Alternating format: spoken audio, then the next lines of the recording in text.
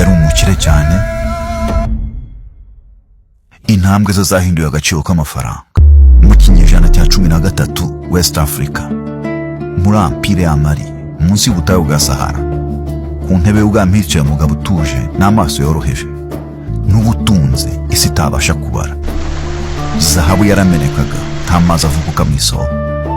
Amahanga yose apfukama, buri wese yavugaga izina rye ataranamukoza ijisho. Kandi igihe kirekire ubutunzi bwe bwabaye inkuru ivugwa gusa, bimeze nk'ibihuha, kugeza igihe afashe icyemezo cyo gukora urugendo yerekeza i Maka. Abandi 60,000 nibwo yajyanye nabo. Ingamiya amajana zikoreye zahabu.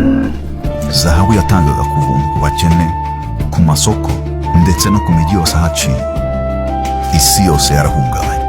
Zahabu yabaye nyinshi cyane, agaciro k'amafaranga karagwa kuva i Cairo kugeza i Damasiko. Umuntu umwe ahindura ubukungu bwose bw'isi kubera ubugira neza.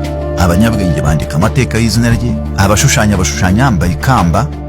Abami bibaza bati, uyu mwami w'umunyafurika ninde ufite ubuntu burusha imbaraga ingabo zose? Isi nibwo yavumbuye ko inkuru itari igihuha, yari inkuru mpamo.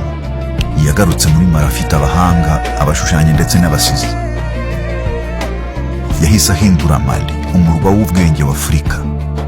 Umukire wa mbere mu mateka y'isi kurusha bose yari Mansa Musa.